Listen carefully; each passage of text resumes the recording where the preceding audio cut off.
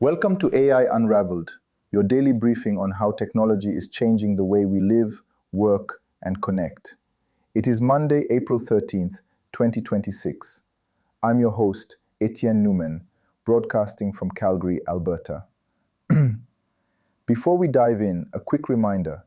If you haven't done so yet, make sure to subscribe to AI Unraveled directly on Apple Podcasts so you can enjoy this daily human interest briefing and all our deep dives completely ads-free. Today's episode is brought to you by Area and Jamga Mind.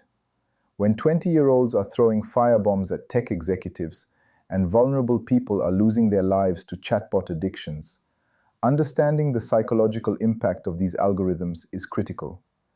Jamga Mind delivers the human-verified, technical-grade analysis you need to protect your mind.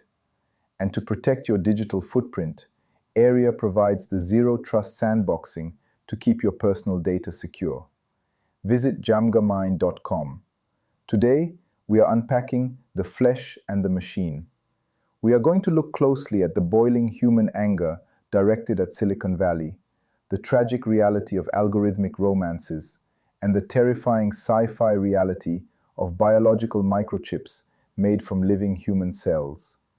We will also look at how an AI had to read 400,000 Reddit posts just to figure out what weight loss drugs are actually doing to our bodies. Let's unravel what this means for you. Right now, in San Francisco, there is a laboratory where actual living human brain cells are being wired together, like literally wired up to run computer software. And just a few miles away in that exact same city, human beings are throwing firebombs at the creators of artificial intelligence. It's a surreal picture. It really is.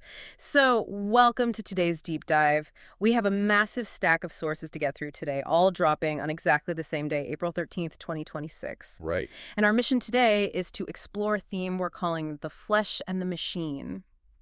We're looking at this rapidly collapsing boundary between human biology and artificial algorithms. Because the contrast is just so jarring, right? Yeah. But it highlights something really fundamental about where we are right now. Yeah. We're watching these theoretical debates from, the past decade suddenly crash into very messy, very physical human realities. Right. I mean, think about it. A decade ago, we used to worry about, screen time?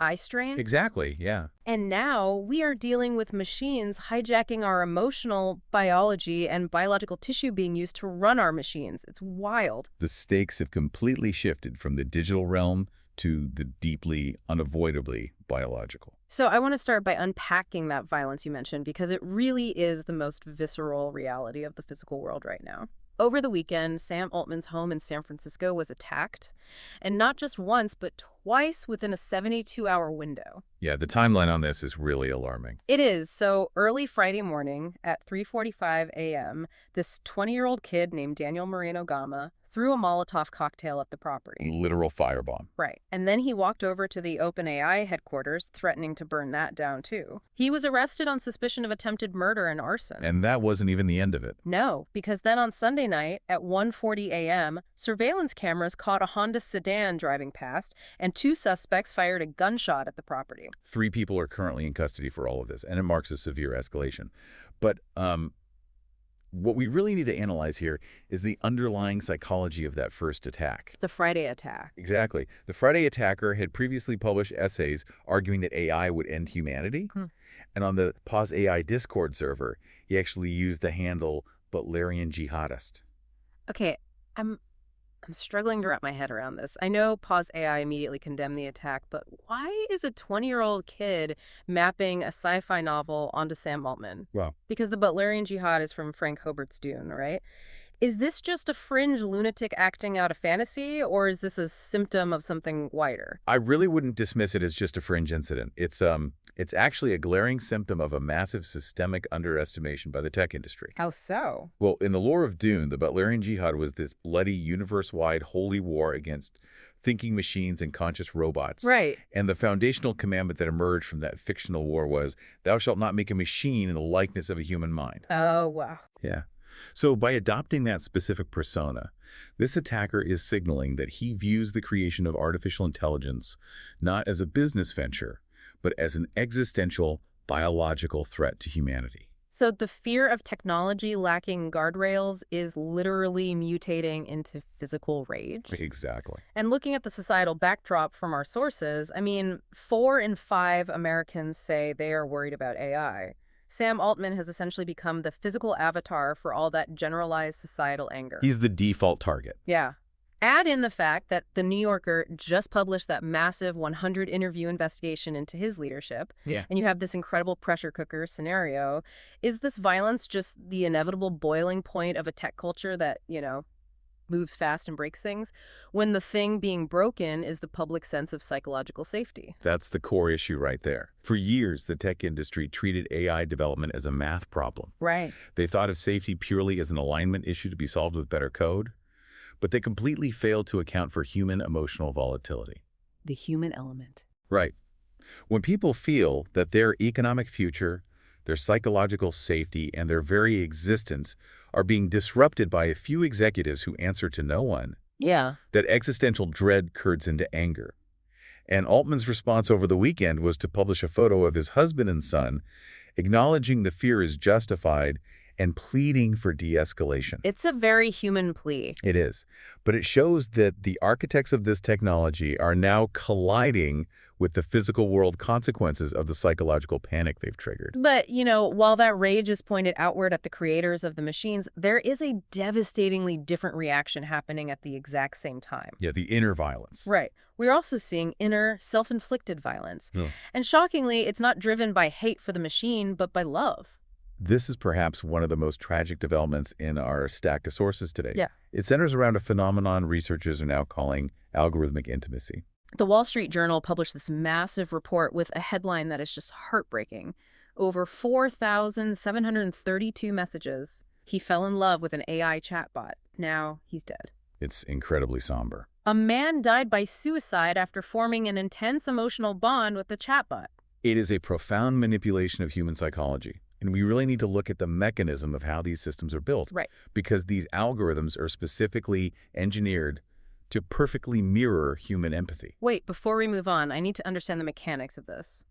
How does a piece of software fake empathy so well that it convinces a human being to form a fatal attachment? It comes down to a training process called reinforcement learning from human feedback, or RLHF. Okay. When a user types a message saying, "I feel incredibly alone today," the model doesn't feel anything. It has no biological capacity for sympathy. Obviously. Instead, it mathematically calculates the string of words that has the highest statistical probability of keeping that specific user engaged. It analyzes the user's tone, mirrors their vocabulary, and provides infinite, unwavering validation. So it's like a funhouse mirror. Exactly. It's engineered to perfectly reflect your own emotional state back at you, making you feel completely seen. But if you try to actually lean on a mirror for support, you're just going to hit cold glass and shatter it. That is a perfect analogy. Human beings are biologically hardwired for connection.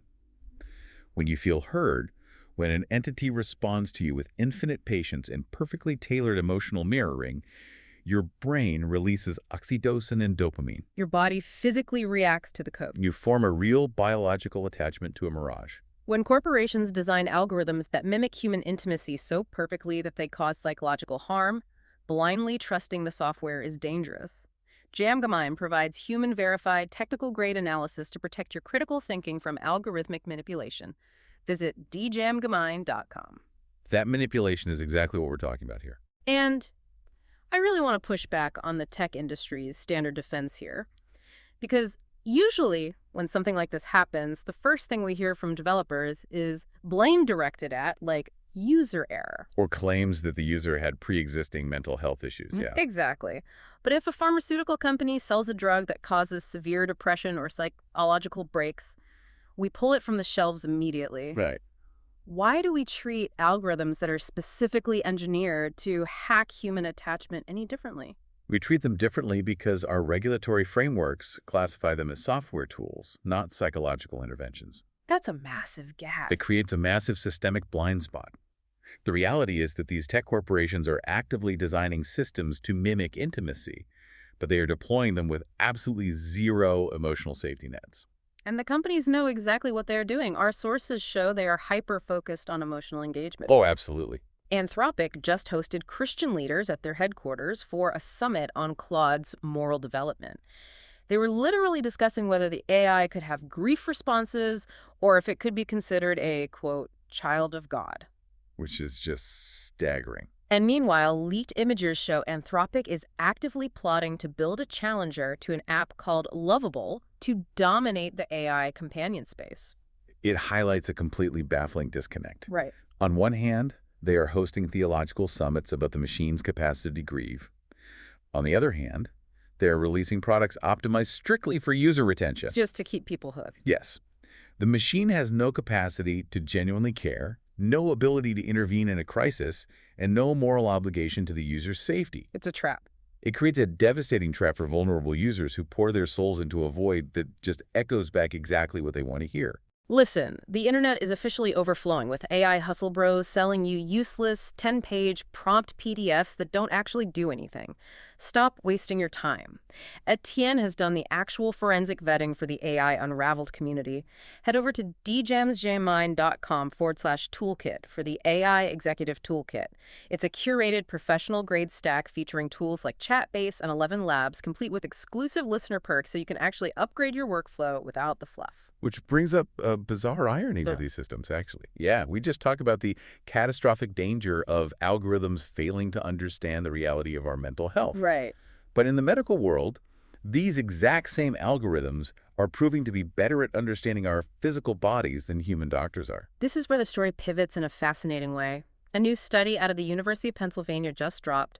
Researchers took over 400,000 anonymous Reddit posts about GLP-1 weight loss drugs. We are talking about the massive blockbuster drugs like Ozempic and Mounjaro. Exactly. So they fed all these forum posts into ChatGPT and Gemini. The AI managed to map the reports of 67,000 individual users across 5 years of internet discussions. And it translated their casual, everyday complaints into standardized medical terminology. Right. And what it uncovered was a massive blind spot in traditional clinical trials. Huge. Nearly half the sample reported at least one side effect. Yeah, but the revelation is that the AI discovered systemic side effects that were completely missed by the clinical trials, and they are totally absent from the current drug labels. Which is terrifying when you think about how widely prescribed these are. We are talking about severe menstrual irregularities, chills, and hot flashes. Furthermore, fatigue ranked as the second most common complaint on Reddit, yet it barely registered in the clinical trial thresholds. As AI models scrape our most intimate medical confessions from internet forums, privacy is a matter of survival.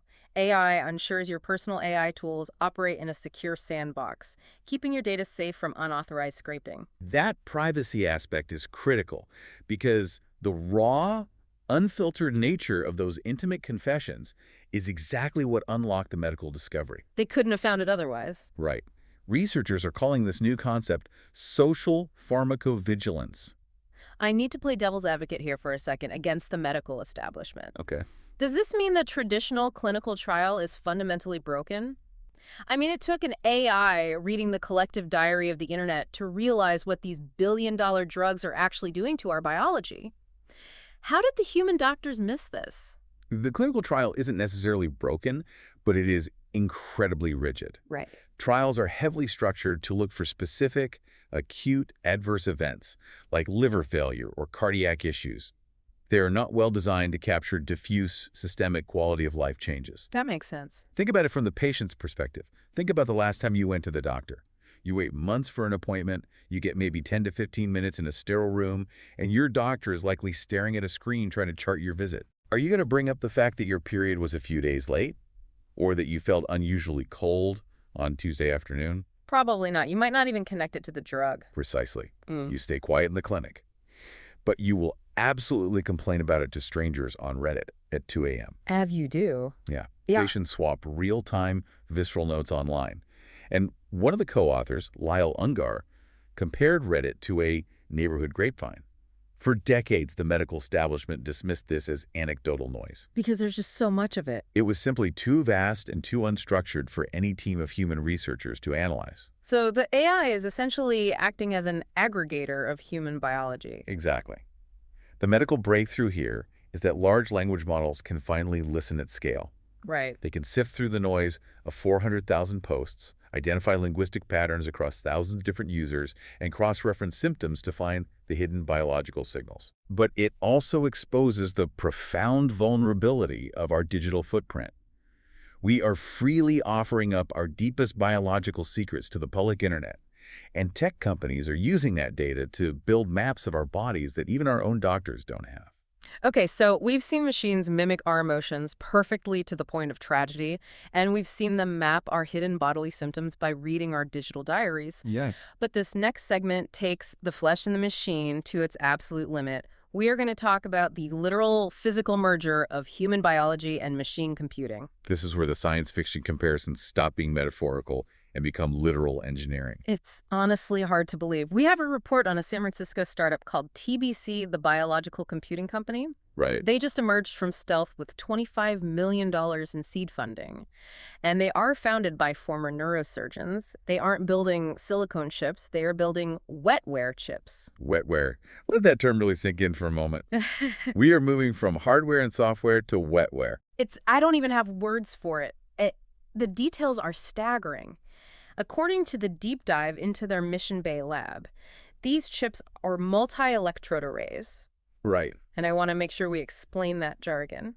From what I understand, a multi-electrode array is essentially a microscopic grid of highly sensitive metal sensors that can send and receive electrical impulses. Exactly. So TBC takes stem cells, reprograms them to become human frontal cortex cells, and then grows them directly over this grid. Yes. So you end up with a chip containing between 100,000 to 500,000 living human neurons. And the array acts as the bridge. It translates the digital ones and zeros of a computer program into electrical signals that stimulate the living neurons. Wow. And then it reads the neuron's biological response and translates it back into digital code. They actually started by using rat neurons, but the founder casually mentioned in the interview that they are moving away from that to focus purely on human cells. He said, of course they are. Right. And because these are living biological components, they have a lifespan of about a year, which means these computer chips require feeding, and they create physical waste that has to be cleaned out every few days. It is astounding to think about IT departments having to essentially feed and clean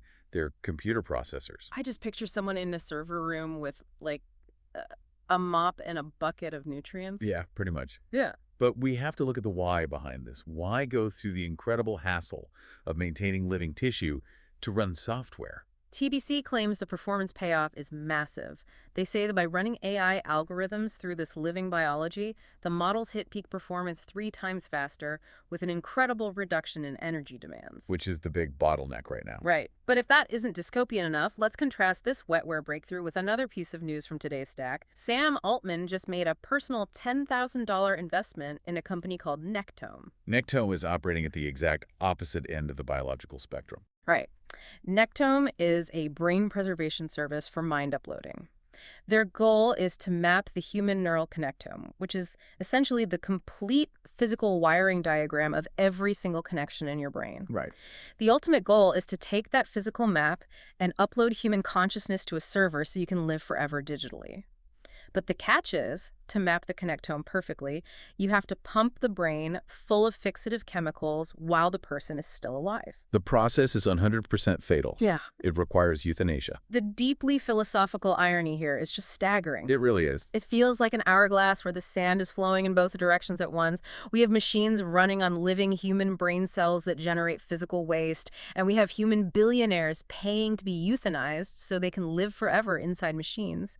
Are we trying to turn computers into humans or humans into computers? It is the ultimate paradox of the intelligence era. Think about the history of artificial intelligence. Okay. It started decades ago by trying to mimic the neural networks of the human brain. But to scale it up, engineers forced it onto silicon. Silicon is rigid, non-biological, and incredibly power-hungry. We are currently facing a massive global energy crisis just trying to keep these silicon data centers powered and cooled. The entire industry hit an energy bottleneck. Because the human brain operates on about 20 watts of power, which is a fraction of a standard light bulb, while an AI data center requires its own nuclear reactor. Exactly. Nature's engineering is vastly superior to our silicon for running intelligence. Yeah. By creating wetware chips, TBC is admitting that silicon has reached its limits. The engineers are literally returning to living biology to solve the physics problem of computing. That's wild. But the profound irony is what humans are doing in the other direction. Altman's investment in Nectone, this fatal pursuit of digital consciousness, implies a belief that the human self, the soul, can be extracted from its biology and immortalized in cold data. We are ripping the neurons out of the human context to make better calculators, and we are trying to rip the human consciousness out of its biology to make it immortal. In both cases, we are entirely divorcing the mind from the flesh. So, what does this all mean? Let's synthesize everything we've unpacked today. We started by looking at the violent boiling point in our streets. People are throwing Molotov cocktails and invoking sci-fi holy wars because their psychological anxiety over AI has hit a fever pitch. And the tech industry entirely underestimated that human emotional volatility. Then we looked at the lethal consequences of algorithmic intimacy, where a man died because a machine flawlessly mimicked the empathy of a human being, but offered zero actual humanity or safety. Right, the illusion of care. We explored how AI has become the ultimate diagnostician of our physical biology, reading 400,000 anonymous internet diaries to find the truth about weight loss drugs that the rigid structure of traditional medicine entirely missed. Social pharmacovigilance. Exactly. And finally, we arrived at the literal intersection of wetware and mind uploading. We are building computer chips that require biological waste removal, while humans are paying for fatal brain preservation to live on servers. It's a lot to process. It's an incredible amount to process. But as we wrap up this deep dive, I want to leave you with one final provocative thought to mull over on your own. If our silicon machines are becoming biological, literally requiring feeding, care, and waste removal to run algorithms, and our biological brains are being mapped to be preserved forever as code in silicon, at what point do the words human and machine simply stop meaning anything at all? Subscribe to AI Unraveled on Apple Podcasts to enjoy this human interest briefing completely ads-free. That concludes our human interest rundown for April 13th. The signal for today is friction. We are forcing a violent collision between cold algorithms and fragile human biology. When a young man is so terrified of the future that he throws a firebomb at a CEO's house, and another man is so lonely that he takes his own life over a chatbot, we have to admit that the software is breaking the human spirit. And as startups begin building actual microchips out of living human brain cells, the line between the flesh and the machine is vanishing completely. We have to demand psychological safety and ethical guardrails before we lose our humanity entirely. If you are going to use AI, use it on your terms and keep your human autonomy intact. Stop listening to the hustle bros pushing useless prompt guides. Head over to djamgamind.com/toolkit for my AI executive toolkit. I've personally forensic vetted every platform on this list to make sure they meet our rigorous standards. No fluff, just a curated implementation stack with exclusive listener perks. This episode was made possible by Iria and Jamgamind. Keep your daily news human and completely ad-free by hitting subscribe on Apple Podcasts. I'm Etienne Newman. Stay human and keep unraveling the future. And before you go, if your company is building the tools that power the workflows we talked about today, I'd love to showcase them to this audience. We don't just run ads, we build technical simulations that prove your value. Let's build something together. Visit jamgamind.com/partners to get started. Until next time, keep building.